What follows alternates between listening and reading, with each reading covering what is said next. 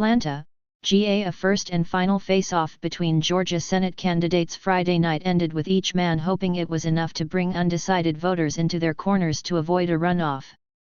The long-awaited debate between Sen. Raphael Warnock and former professional football star Herschel Walker touched on a wide range of issues, including inflation, the top issue for Georgia voters at 25%, according to the latest Fox News poll. Warnock said, "Walker said he would not have voted for the Inflation Reduction Act, and I think he should tell the people of Georgia why he thinks they should have expensive insulin and why the pharmaceutical companies should be able to charge us whatever they like." Walker bit back quickly, saying, "I believe in reducing insulin, but at the same time, you've got to eat, right?" He then said, "You have to get food prices down and you've got to get gas down, so they can go get insulin." In perhaps one of the most unusual moments of the night, Walker pulled out a prop when his opponent brought up a controversy that surfaced early on in the campaign. Warnock said, "One thing I have not done, I've never pretended to be a police officer and I've never threatened a shootout with the police." Georgia Republican Senate nominee Herschel Walker speaks during a campaign stop at Battle Lumber Co. on Thursday, October 6, 2022, in Wadley, Georgia. AP photo/Meg Kinnard. Moments later, Walker pulled out a badge, presumably linked to his claims of being an honorary deputy with law enforcement, only to be stopped and told off by the moderator. She interrupted the Republican and said over him, "Mr. Walker, you are very well aware of the rules tonight. And you have a prop and that is not allowed." Allegations of Walker lying about his involvement with law enforcement is just one of a series of setbacks that has plagued the race. Walker's own son attacked the Republican on Twitter, saying in part, "You're not a family man when you left us to bang a bunch of women, threatened to kill us, and had us move over 6 times in 6 months running from your violence." The shocking comments came after a bombshell report that claimed Walker paid a woman in 2009 to have an abortion.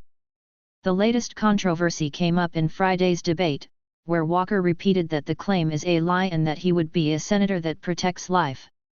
When asked about his abortion views, Senator Warnock said he believes a patient's room is too narrow and small, cramped, a space for a woman, her doctor, and the United States government. Georgia GOP Senate candidate Herschel Walker denies bombshell report that he paid for a girlfriend's abortion. Meantime, recent criticism of the first-term senator relating to his position as senior pastor of the Ebenezer Baptist Church in Atlanta became a topic on the debate stage. A downtown Atlanta apartment complex mostly owned by the church has reportedly moved to evict some of its residents, while Warnock receives a monthly housing stipend. The housing is known as a place for the chronically homeless and those struggling with mental health. 8 residents at Columbia Tower have been given eviction notices since 2020 for owing an average of $125 in rent, while Warnock has been getting a $7,417 monthly housing stipend from the church.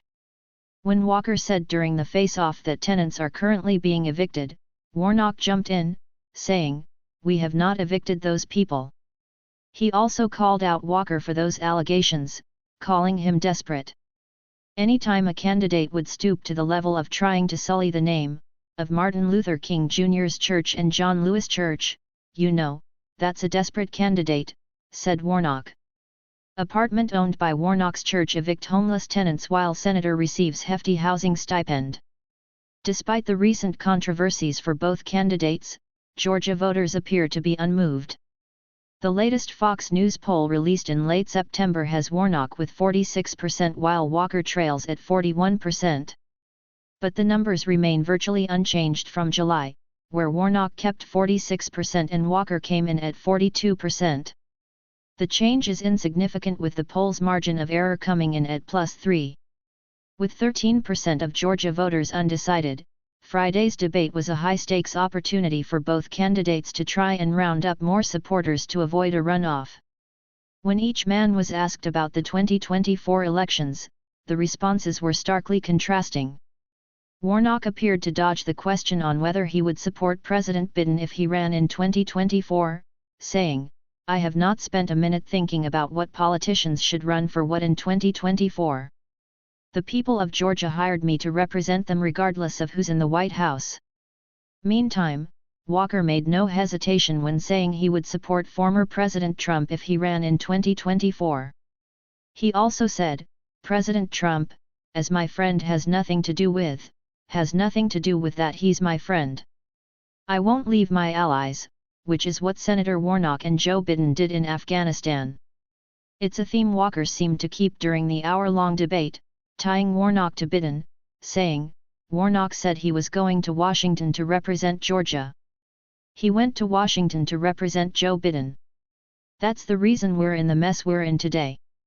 But the senator made it clear on stage, "I think this race is about who is ready to represent the people of Georgia.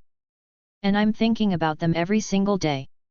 The latest Fox News Power ranking has the race as one of 4 toss-up Senate races, meaning it has the potential to bring the nation to a repeat of 2020 election when Georgia's 2 Senate seats determined which party held the majority in the chamber.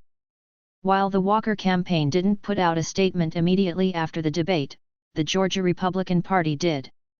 Chairman David Schaefer said, "Herschel Walker is a fighter, and soon, he will fight to right the wrongs of Warnock and Biden's Democrat Party in the United States Senate." Meantime, the campaign manager for Warnock, Quinton Folks, released a statement saying it's clear the senator won tonight's debate and that Herschel Walker offered no solutions, lied, and proved once again that he isn't ready to represent Georgians.